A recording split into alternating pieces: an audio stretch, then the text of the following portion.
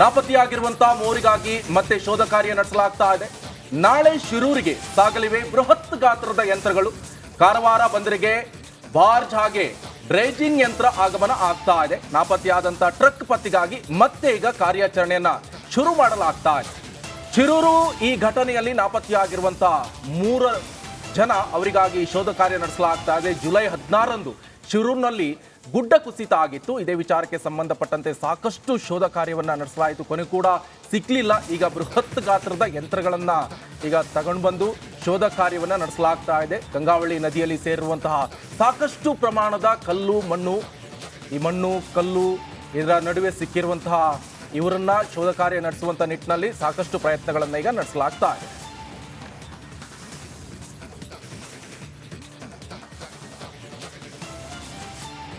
ಶಿರೂರಿನಲ್ಲಿ ಭೂಕುಸಿತ ಘಟನೆ ನಡೆದು 2 ತಿಂಗಳುಗಳು ಕಳೆದಿದೆ. ಈಗಾಗಲೇ ನಾಪತ್ತೆಯಾದ ಇನ್ನು 3 ಪತ್ತೆಗಾಗಿ ಶೋಧ ಕಾರ್ಯಾಚರಣೆ ಆರಂಭವಾಗಿಸುವುದು ಸವಾಲಿನ ಕೆಲಸ ಆಗಿತ್ತು.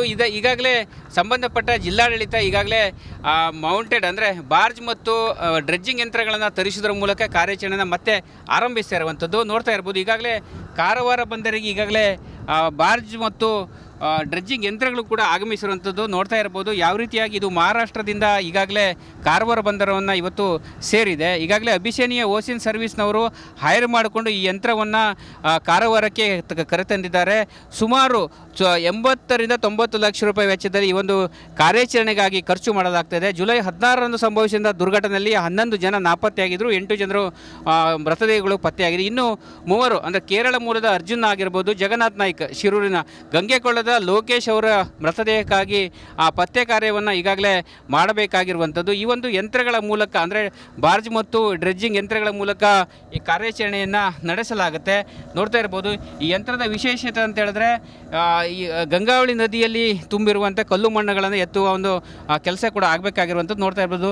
ಇದರಲ್ಲಿ ಈ ಒಂದು ಡ್ರೆಡ್ಜಿಂಗ್ ಯಂತ್ರಗಳ ಮೇಲೆ ಕ್ರೇನ್ ಕೂಡ ಇರುವಂಥದ್ದು ನೋಡ್ತಾ ಇರ್ಬೋದು. ಮತ್ತು 2 ಉದ್ದನೆ ಕಾಲುಗಳು, ಇದಕ್ಕೆ ಸ್ಪಡ್ ಅಂತ ಹೇಳ್ತಾರೆ.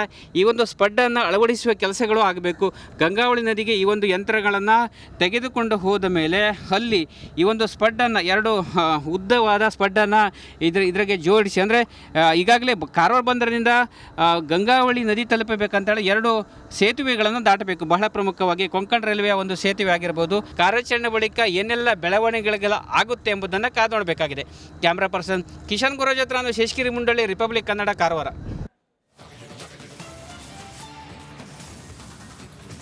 ಕರ್ನಾಟಕ ಎಕ್ಸ್‌ಪ್ರೆಸ್‌ನಲ್ಲಿ ಸಾಕಷ್ಟು ಸುದ್ದಿಗಳಿವೆ, ಒಂದೊಂದಾಗಿ ನೋಡ್ತಾ ಹೋಗೋಣ.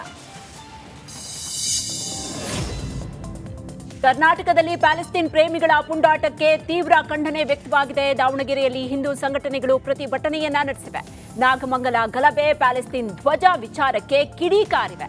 ಬೀರಲಿಂಗೇಶ್ವರ ದೇವಸ್ಥಾನದಿಂದ ಮೆರವಣಿಗೆ ನಡೆಸಲಾಯಿತು. ಎಸಿ ಕಚೇರಿ ಮುಂದೆ ರಸ್ತೆಯನ್ನ ತಡೆ ನಡೆಸಿ ಆಕ್ರೋಶವನ್ನ ಹೊರಹಾಕಿದ್ರು. ಹಳೆ ಪಿಬಿ ರಸ್ತೆಯಲ್ಲಿ ವಾಹನಗಳನ್ನ ತಡೆದು ಪ್ರತಿಭಟನೆಯನ್ನ ನಡೆಸಿದ್ರು.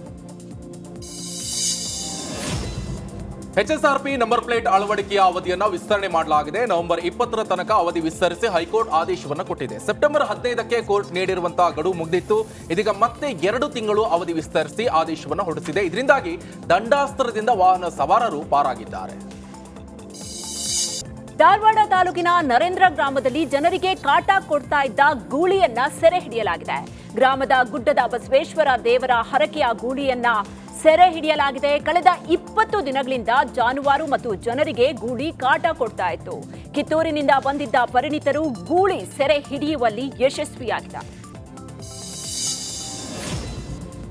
ಗದಗದ ಜಿಲ್ಲಾಡಳಿತ ಭವನದಲ್ಲಿ ನಡೆದ ಜನತಾ ದರ್ಶನ ಕಾರ್ಯಕ್ರಮಕ್ಕೆ ಅಧಿಕಾರಿ ಗೈರಾಗಿದ್ದಾರೆ. ಹೀಗಾಗಿ ಸಚಿವ ಎಚ್.ಕೆ. ಪಾಟೀಲ್ ಗರಂ ಆದ್ರು.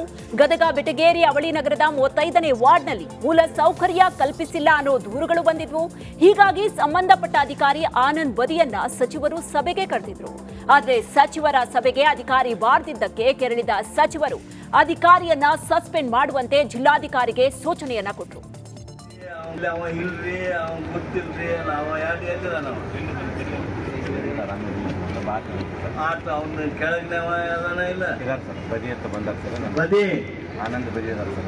ಆನಂದ್ ಬದಿ ಶೇರ್ ಖಾನ್ ಮ್ಯಾನೇಜರ್ ಆನಂದ್ ಬದಿ ಶೇರ್ ಖಾನ್ ಬದಿ ಮತ್ತು ಶೇರ್ ಖಾನ್ ಈಗ ಮಧ್ಯಾಹ್ನ ಆಗ್ತಾನ ನಡ್ಕೊಂಡು ಹೋದನವ ಎಲ್ಲ ನಮಗೆ ಬೇಕಾದ ಇದ್ರಿಗೆ ಚಿತ್ರದುರ್ಗದ ರೇಣುಕಸ್ವಾಮಿ ಕೊಲೆ ಪ್ರಕರಣದಲ್ಲಿ ಆರೋಪಿ ದರ್ಶನ್ ಜೈಲು ಸೇರಿದ್ದಾನೆ. ಆದರೆ ಆತನ ಅಭಿಮಾನಿಗಳ ಹುಚ್ಚಾಟ ಮಾತ್ರ ಮುಂದುವರೆದಿದೆ. ದರ್ಶನ್ ಕೊಲೆ ಆರೋಪವನ್ನ ಅಪ್ರಾಪ್ತರು ಈಗ ಕ್ರೇಜ್ ಮಾಡ್ಕೊಂಡಿದ್ದಾರೆ, ಸಮರ್ಥನೆ ಮಾಡ್ಕೊಳ್ತಿದ್ದಾರೆ. ಇನ್ನು ಜಾಮಿಟ್ರಿ ಬಾಕ್ಸ್ ಮೇಲೆ ದಾಸನ ಫೋಟೋ, ಕೈದಿ ನಂಬರ್ ಅನ್ನ ಬರ್ಸ್ಕೊಂಡಿದ್ದಾರೆ. ಇದೆಲ್ಲವನ್ನ ನೋಡಿದ್ರು ಕೂಡ ಶಾಲಾ ಕಾಲೇಜು ಆಡಳಿತ ಮಂಡಳಿಗಳು ಮೌನ ವಹಿಸಿವೆ. ಬಕೆಟ್ ವಿಚಾರಕ್ಕೆ ನಡೆದ ಗಲಾಟೆ ಕೊಲೆಯಲ್ಲಿ ಅಂತ್ಯ ಆಗಿದೆ. ಆನೇಕಲ್ ತಾಲೂಕಿನ ಸಿದ್ದನಪಾಳ್ಯದಲ್ಲಿ ಘಟನೆ ನಡೆದಿದೆ. ನಿತೀಶ್ ಕುಮಾರ್ ಮೃತ ದುರ್ದೈವಿ. ನಿತೀಶ್ ಹಾಗೂ ಆರೋಪಿ ಸೋಮನಾಥ್ ಒಂದೇ ಕಡೆ ವಾಸ ಮಾಡ್ತಾ ಇದ್ರು. ಬಟ್ಟೆ ಒಗೆಯುವ ವೇಳೆ ಬಕೆಟ್ ವಿಚಾರಕ್ಕೆ ಇಬ್ಬರ ಮಧ್ಯೆ ಗಲಾಟೆ ಶುರುವಾಗಿದೆ. ಗಲಾಟೆ ಜೋರಾಗಿ ಆರೋಪಿ ಸೋಮನಾಥ್ ನಿತೀಶ್ ತಲೆಯ ಮೇಲೆ ಇಟ್ಟಿಗೆಯನ್ನ ಎತ್ತಾಕಿ ಕೊಲೆ ಮಾಡಿದ್ದಾರೆ. ಆರೋಪಿಯನ್ನ ಬಂಧಿಸಿ ಪೊಲೀಸರು ವಿಚಾರಣೆಯನ್ನ ನಡೆಸ್ತಾ ಇದ್ದಾರೆ. ಬಾಗಲಕೋಟೆ ಜಿಲ್ಲೆ ಮುಧೋಳದಲ್ಲಿ ಆಸ್ಟ್ರೇಲಿಯನ್ ಡಿಜೆ ಹೋಲಿ ಹವಾ ಸೃಷ್ಟಿ ಮಾಡಿದೆ. ವೀರ ಸಾವರ್ಕರ್ ಗಣೇಶ್ ವಿಸರ್ಜನೆ ಡಿಜೆಗೆ ಜನರು ಕುಣಿದು ಕುಪ್ಪಳಿಸಿದ್ದಾರೆ. ಪಟ್ಟಣದ ಜೈ ಭಾರತ ಸರ್ಕಲ್ನಲ್ಲಿ ಭರ್ಜರಿ ಡ್ಯಾನ್ಸ್ ಮಾಡಿದೆ. ಒಂದು ರಾಷ್ಟ್ರ ಒಂದು ಚುನಾವಣೆಗೆ ಈಗ ಅಸ್ತು ಅಂತ ಪರ್ಮಿಷನ್ ಸಿಗ್ತಾ ಇದೆ. ಕೇಂದ್ರ ಸಚಿವ ಸಂಪುಟದಿಂದ ಒಪ್ಪಿಗೆ ಸಿಕ್ಕಿದೆ. ಚುನಾವಣೆಗಳಲ್ಲಿ ಭಾರೀ ಸುಧಾರಣೆಗೆ ಒತ್ತು ಇದು. ಮಾಜಿ ರಾಷ್ಟ್ರಪತಿ ರಾಮನಾಥ್ ಕೋವಿಂದ್ ಸಮಿತಿ ವರದಿಯನ್ನ ಕೊಟ್ಟಿದೆ. ಕೋವಿಂದ್ ವರದಿ ಸ್ವೀಕಾರ ಮಾಡಿದೆ ಕೇಂದ್ರ ಸರ್ಕಾರ.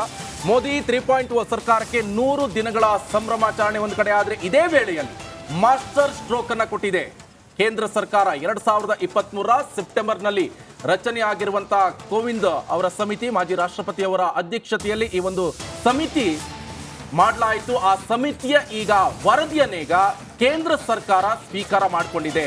ಸಂಪುಟದಿಂದ ಒಂದು ರಾಷ್ಟ್ರ ಒಂದು ಚುನಾವಣೆ, ಎಲ್ಲ ರಾಜ್ಯಗಳಲ್ಲಿ ಒಂದೇ ಚುನಾವಣೆಯನ್ನು ನಡೆಸುವಂತ ನಿಟ್ಟಿನಲ್ಲಿ ಈ ಒಂದು ಸಮಿತಿ ಈಗಾಗಲೇ ಒಂದು ವರದಿಯನ್ನು ಸಿದ್ಧಪಡಿಸಿ ರಾಷ್ಟ್ರ ಅಂದ್ರೆ ಕೊಟ್ಟಿರುವಂತದ್ದು. ಅದನ್ನೀಗ ಅಸ್ತು ಅಂತ ಕೇಂದ್ರ ಸರ್ಕಾರ ಹೇಳಿದೆ. ಕೇಂದ್ರ ಸಚಿವ ಸಂಪುಟದಿಂದ ಕೂಡ ಒಪ್ಪಿಗೆ ಸಿಕ್ಕಿದೆ ಈ ಒಂದು ವರದಿಗೆ. ಚುನಾವಣೆಗಳಲ್ಲಿ ಭಾರೀ ಸುಧಾರಣೆಗೆ ಒತ್ತಾಯ ಕೂಡ ಕೇಳಿ ಬಂದಿತ್ತು. ಒಂದು ರಾಷ್ಟ್ರ ಅಂದ ಮೇಲೆ ಒಂದು ಚುನಾವಣೆ ನಡೆಸಬೇಕು, ಎಲ್ಲರೂ ಕೂಡ ಇದು ಅನುಕೂಲ ಆಗತ್ತೆ. ಸಾಕಷ್ಟು ಅಂದ್ರೆ ದುಡ್ಡು ಕೂಡ ಉಳಿತಾಯ ಆಗುತ್ತೆ, ಹಣ ಕೂಡ ಬೇಯಿಸುವಂತ ಅವಶ್ಯಕತೆ ಇರುವುದಿಲ್ಲ. ಸೊ ಈ ನಿಟ್ಟಿನಲ್ಲೂ ಕೂಡ ಸಾಕಷ್ಟು ವರದಿಗಳು ಕೂಡ ಕೇಳಿ ಬಂದಿತ್ತು. ಮನವಿ ಕೂಡ ಈಗ ಸ್ಪಂದನೆ ವ್ಯಕ್ತವಾಯಿತು. ಮಾಜಿ ರಾಷ್ಟ್ರಪತಿ ರಾಮನಾಥ್ ಕೋವಿಂದ್ ಸಮಿತಿಯಿಂದ ಈ ವರದಿ ಬಿಡುಗಡೆ ಆಗಿರುವಂಥದ್ದು. ಈಗ ವರದಿಗೆ ಕೇಂದ್ರ ಸರ್ಕಾರ ಈಗ ಅಸ್ತು ಅಂತ ಹೇಳಿತ್ತು.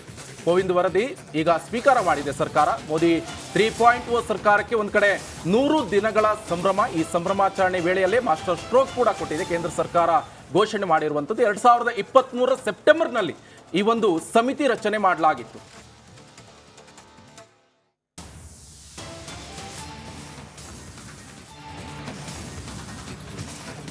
ಮತ್ತಷ್ಟು ಸುದ್ದಿಗಳಿವೆ, ನೋಡ್ತಾ ಹೋಗೋಣ. ಬೆಳಗಾವಿಯಲ್ಲಿ ಗಣಪತಿ ವಿಸರ್ಜನೆ ವೇಳೆ ಲಂಬಾಣಿ ತಾಂಡ ಮಹಿಳೆಯರ ಜೊತೆ ಕಾಂಗ್ರೆಸ್ ಶಾಸಕ ಸಖತ್ ಸ್ಟೆಪ್ಸ್ ಹಾಕಿದ್ರು. ಜಾನಪದ ಹಾಡಿಗೆ ಸವದತ್ತಿ ಕಾಂಗ್ರೆಸ್ ಶಾಸಕ ವಿಶ್ವಾಸ ವೈದ್ಯ ನೃತ್ಯ ಮಾಡಿದ್ರು. ಲಂಬಾಣಿ ಉಡುಗೆ ತೊಟ್ಟ ಮಹಿಳೆಯರ ಜೊತೆ ಶಾಸಕರು ಕುಣಿದು ಕುಪ್ಪಳಿಸಿದರು. ರೇಣುಕಸ್ವಾಮಿ ಕೊಲೆ ಕೇಸ್ನಲ್ಲಿ ಆರೋಪಿ ದರ್ಶನ್ ಸೆಂಚುರಿ ಬಾರಿಸಿದ್ದಾನೆ. ಕೊಲೆ ಕೇಸ್ನಲ್ಲಿ ಕಾಟೇರ ಬಂಧನವಾಗಿ ಇಂದಿಗೆ